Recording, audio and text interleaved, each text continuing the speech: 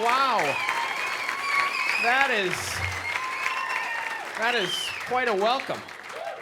I used to be an accountant, and I never got that at my job. They never say, hey, the auditor's here. Give him a round of applause. Very rarely, if ever, did that happen. Thank you so much. That is nice, and you're welcoming to... I live in California now. I moved from my mom's house. I did. I'm 28 now. I was 26 years old. I moved out of the house because, if you're 26 years old and you're waking up under Star Wars sheets, the Force is not with you. So I moved out. I've moved out here. I try to fit in everywhere I go, and I tried growing one of those goatees that all the cool kids have, and I shave like once every 6 months. It wasn't coming in very well, and I even found out I wasn't even growing a goatee.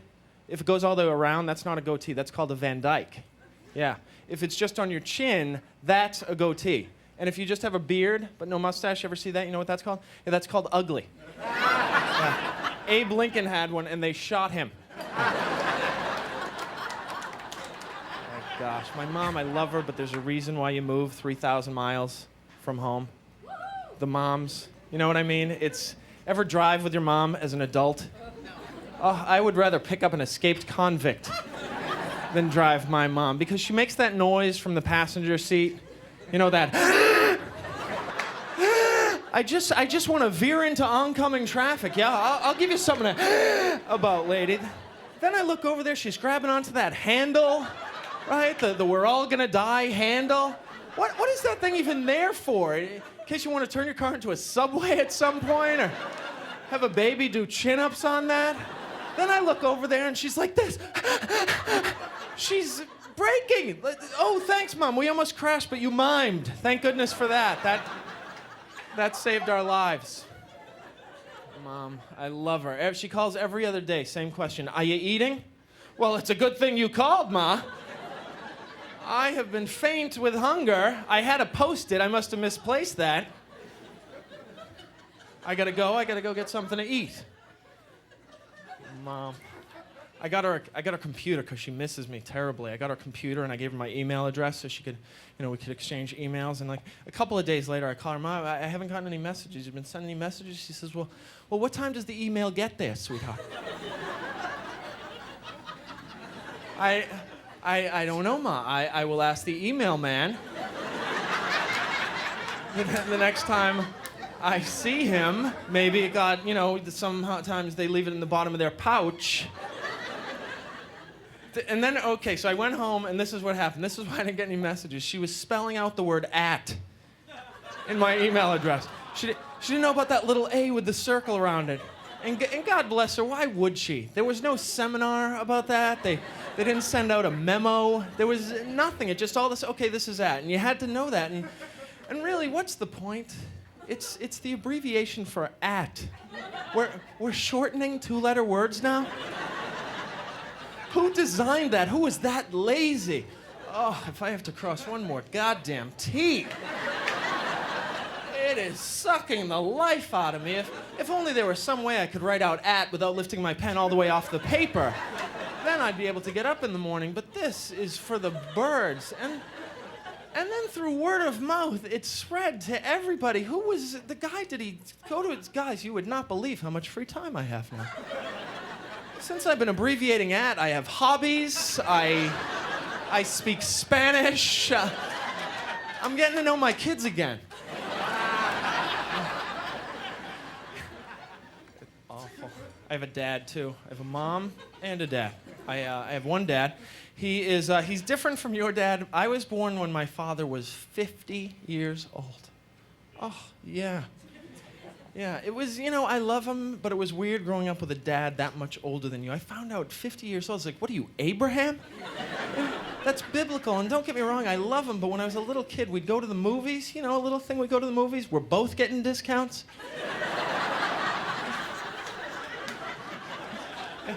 Yeah, one child in Noah here is going to use his silver savings card, if that's all right. Are you still taking those? Yeah, and then one time in second grade, Mrs. Burns, remember her? She says, kids, go home, ask your father who was president when he was your age, and what was the price of bread? Yeah.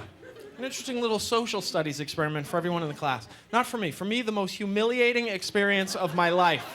Because all the other kids had normal presidents. Yeah, the president was John F. Kennedy. The president was Eisenhower. They got to me. Yeah, the president was Julius Caesar. And the price of bread was chicken. That's why old men have such big wallets from carrying around all the livestock. In case you didn't know. My dad is old. Old dads like to try to get you to do the things that they did growing up. I think all dads do it, but with old dads, it's very odd. You know, like in the summer, we'd come in hot and sweaty. My father, what are you, hot? You're sweaty? Why don't you go outside and open up a fire hydrant like we used to? Open up a fire hydrant? Listen, Dad, what was once fun in the sun for you, Spanky and Alfalfa, is now called a felony. I guess it's normal, try to get your kids to do things you did growing up. Like, we'll probably do that with our kids. I'll do it with my kids, but it'll be different, though, because I grew up in the 80s. You know, so I'll tell them to do 80s things. You know, say, hey, son, what are you, bored? You bored? Well, why don't you just throw on your parachute pants and, you know, break dance on down to the arcade and, play yourself a quick game of Frogger. Yeah. Don't forget your members-only jacket. And get over here, let me help you straighten out that leather tie, kid. I'm proud of you. Keep it footloose. That's my boy. Yeah. Oh, I miss my parents. I don't miss my brother, unfortunately. My brother is a little different. He's very wealthy now. He's very successful now because he has one of those jobs. You've had these. He goes every day. It's like he's obsessed. You know, even on Mondays, come on. You know how you can tell somebody's rich? This is what I've noticed with my dad and certain people in Los Angeles. They never call their car just the car. They got to let you know what kind of car they drive. You know, my brother's always does it. Yeah, hey, Gary, the Beamer was in the shop, so I had to take the Benz. Yeah, it's so obnoxious. So I always try to compete with them. Like, yeah, man, I know what you mean. The other day, the Geo was out of gas, so I had to take the bus.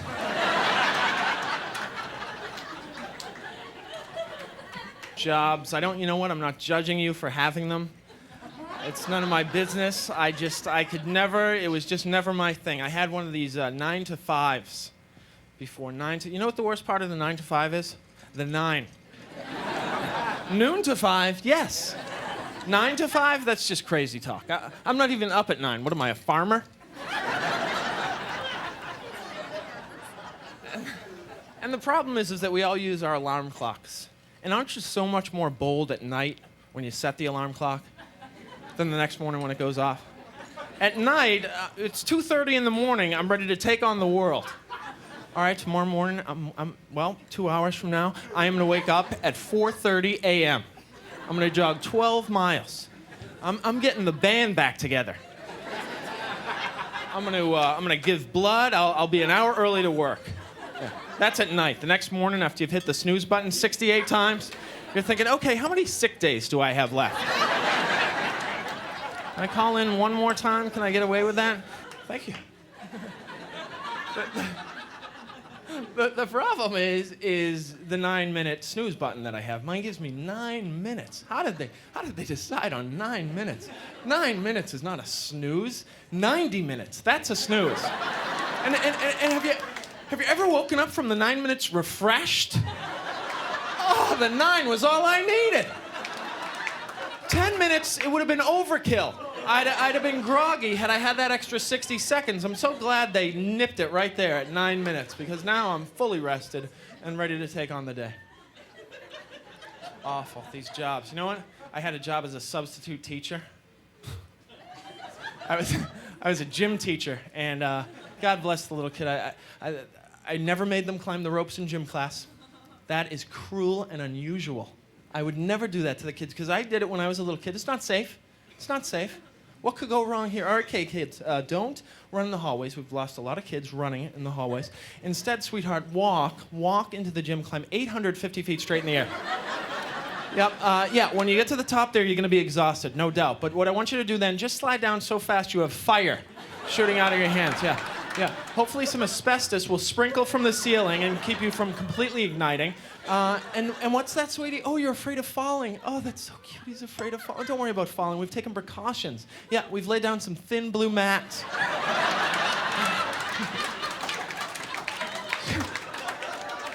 Do you remember those? Were those there to break your fall or so the cops could draw a chalk outline around your dead body? Roll them up. Let's take them out of here. This is embarrassing.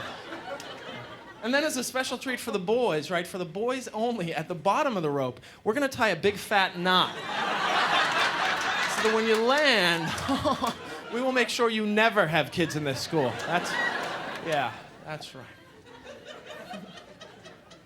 Oh, man, you could climb those ropes all you want. They never said a thing. Just don't run with the scissors.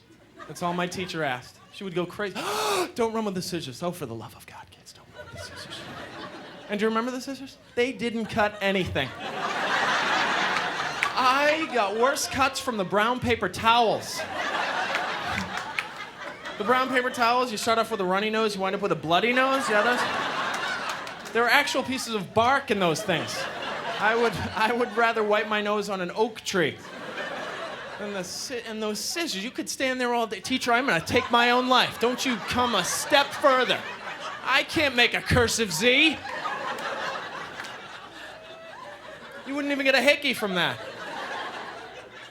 But my teacher, nonetheless, would hide the scissors in a desk drawer, lock the drawer to protect us. Which is brilliant, of course, because, you know, in the back of the room, she would leave that giant paper cutter. Yeah, you could behead a cow with that thing. Oh, that's right, lady. You hide the safety scissors, leave that portable guillotine out for everyone to play with. And who is running with scissors? Why would you, what, get an emergency snowflake to cut? Teacher, I need white construction paper, stat! Stat is what I needed. I hated working, hated getting up early. And you know, I was missing too much television. They don't stop the TV just because you're at work. It keeps running. I love TV. I saw a fascinating documentary today about prison. Awesome. Sir, if you've never been, it is a fascinating little hotel, this prison. My gosh, listen to this. Okay, this was my favorite part of it. Many of the prisoners were wearing the pants low on their hips, very low on their hips, and they asked them why. This was in order to indicate that they had a boyfriend. Yeah, you know, a little signal. Yeah, and you know, I think if I was in prison, if I went to prison, I would wear my pants low, you know, for fashion reasons, and also, you know, I just think, and you know what? The other prisoners would call me on it. You know, my cellmate would probably razz me. He'd probably say, hey, where's your boyfriend? Gary Gulman, I never see you with a boyfriend. Who's your boyfriend? And I just play it off. I'd say, oh, you don't know him. Yeah, he goes to another prison. Where? Shawshank. Yeah, he used to be at Oz, but he's at Shawshank now. Yeah. He's a senior. That's probably why you don't know him. So you don't have any classes with him or whatever. I'm careful about not going to prison. I don't even jaywalk. I honestly don't. I get to a crosswalk. I was going to the post office today. I went to the crosswalk, took care of it, and then this is what bothers me. I go over there, right, and then there's this woman who saw me go over there. 2 minutes later, it hasn't changed yet, so she goes over, she pushes it. You know, just in case I made a mistake. Oh, thanks, lady, you push? I was pulling. Thank you so much. Then I was rubbing, I was about to start licking, and then you came by and you did your magic. That was amazing. You should yell, ta-da, when you do that, because that... God bless you. The most impatient, she's probably the type of woman who goes to the elevator, it doesn't come right away, she's... Like the elevator recognizes urgency. You know, the elevator's, oh, I better put down my coffee and get down there. This woman seems a little anxious. Oh my gosh. I should read more. I watch too much TV. You can tell, I'm always watching the TV. I should read more, but I'm very intimidated by bookstores. You know, because I go in there, there's like 10 billion books. I've read 6 of them. You know? So I'm like, how dumb am I? So you know what I do, and you can do this too. I visit books I've already read. I do, like they're my children, and then I recommend them because you're never smarter than when you're recommending a book. People are like, oh, he can read. Oh, no doubt. He recommend the book. So I'll go up to, I'll make sure there's a big crowd in the section. I'll just be, oh, I've read this one. I highly recommend this one. Oh, wait, there's a sequel. Let me check out the sequel. I enjoyed the first one immensely, having read it. Oh, this is good. Oh, that George. He is just as curious as ever, I see. The last book I read, a biography of Dave Thomas. Yeah, the Wendy's guy. Right from the commercials. Fascinating book. I highly recommend it. It is fascinating. He is a billionaire, Bill with a bill, right? And listen to this. He's adopted. He's adopted. Oh, there's a biological mother who's got to be kicking herself.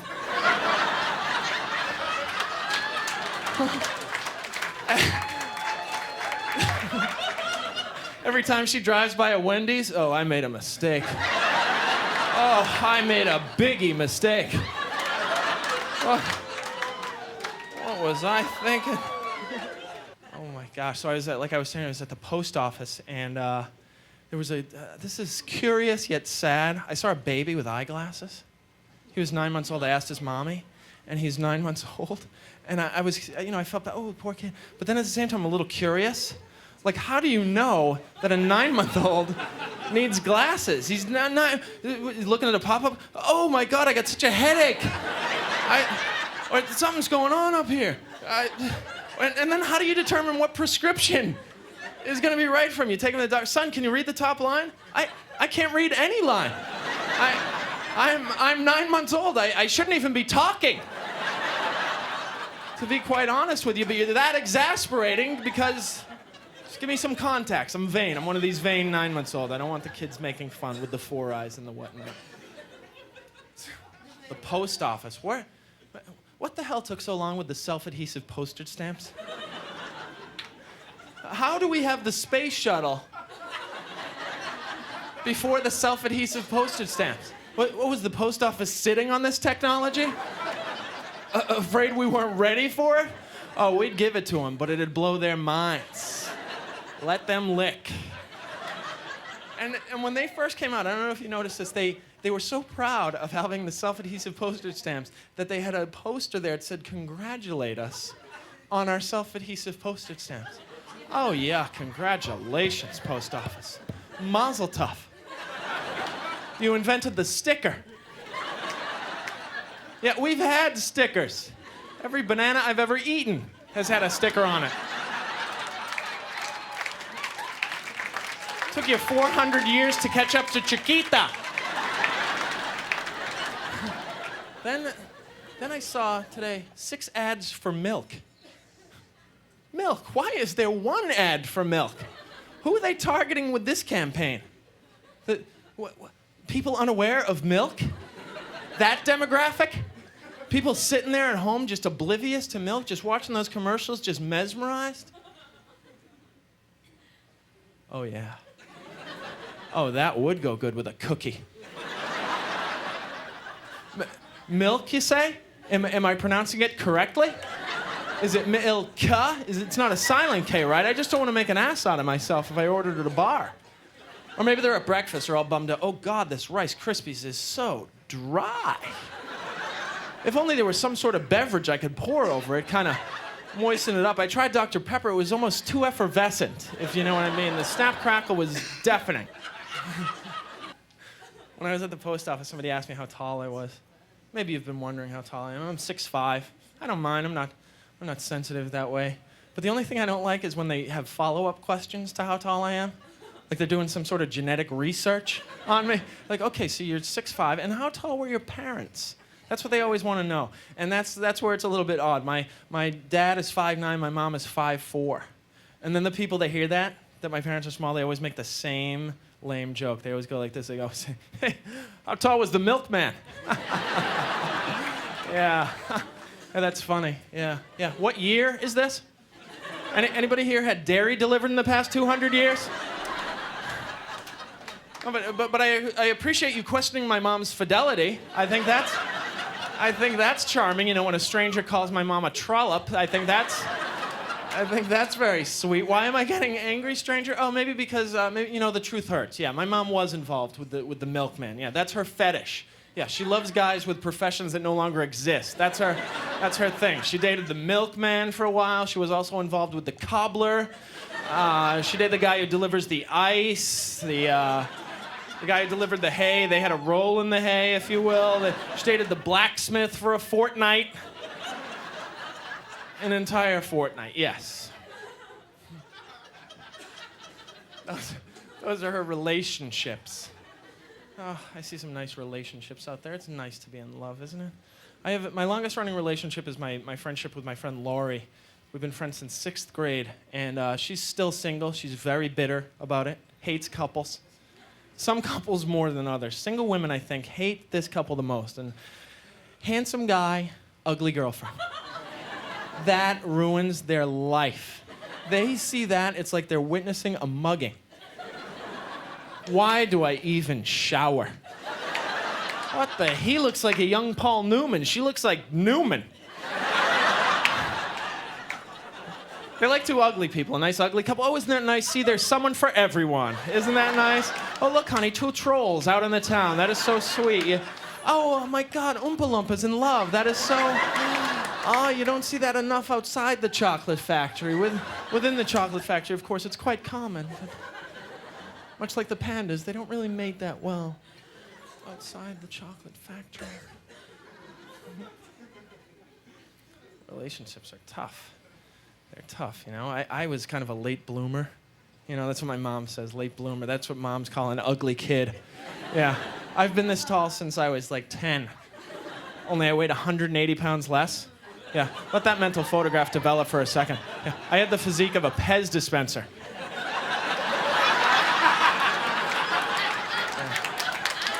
Oh, my God, just repugnant. My mother decided that this was the ideal time to put me in braces. You know, she was trying to, let's see if we can get this kid uglier. I want to see how ugly we can get him. I had braces from like the time I was 8 till the time, well, just before this special. I got them off for the special. Yeah, so I got a late start to the lovemaking game. I was 22. Pathetic. 22 years old, and I was ready because I had been waiting. You know, I was waiting till I found somebody who would sleep with me. And you gotta wait. That's what I say to the kids, wait. And I met this girl, and she had a tattoo, and I was like, I'm in business. You know, I was like, maybe she's a bad girl, right? Maybe she takes the pill, maybe she smokes the pot. You don't know. And I was excited, and I couldn't hide it. I was about to lose control, and I think I liked it. But at the same time, I wanted her to like me. That's, you know, it's sad, but even to this day, you know, I'm 28 years old, we still want the other sex to like us. So I did something so stupid. I got a tattoo. Oh, and it hurt so much. Do you know they use a needle now? When I was a kid, you licked it, you stuck it right on there. Now, this guy takes out a needle. I'm like, what the hell is that for? And then he starts going in there. He makes me a little hook, a little zzz like that, a little like that. And I was like, okay, stop that right now. Let's rethink this. The problem was I was going to get something really big. I was going to get the bat signal. Right? Because I love Batman. Ever since I was a little kid, I had all his comic books. I had that movie. It's called Batman. And sometimes when I'm alone in my apartment, to this day, I will look in the mirror and I'll just say, I'm Batman. Who are you? I'm Batman. Who? I believe I just told you. Perhaps you weren't listening. I'm Batman. But the bat signal is huge. I mean, he made this, and it hurt a lot. So what I did was I talked it over with the tattoo artist, and I got something a little bit smaller. Still cool, just a little bit smaller. You've probably seen these. A lot of football players have them. I got a comma. And, well, it's more of a statement, if you'll believe that. It's more of a statement. It means stop. Okay, continue reading. That's pause for the cause, if you will. And you know what? I shouldn't have gotten it. I regret it. And if you have them, God bless you. I'm not judging you in any manner. If you got it to commemorate something or it means something to you, I got it for the worst reason ever, because it's a trend. And it is the worst trend ever, because it's permanent. It's a permanent. It would be like if in 1984 I said, you know what, everyone? I'm putting these leg warmers on, and I'm never taking them off. That's right. I am going to get physical and never stop.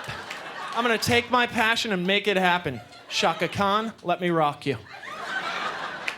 So we're over at this girl's house, and we're kissing. You know, we're making out. We're Frenching. Frenching, remember that in 8th grade? You French? Oh, we Frenched. Yeah.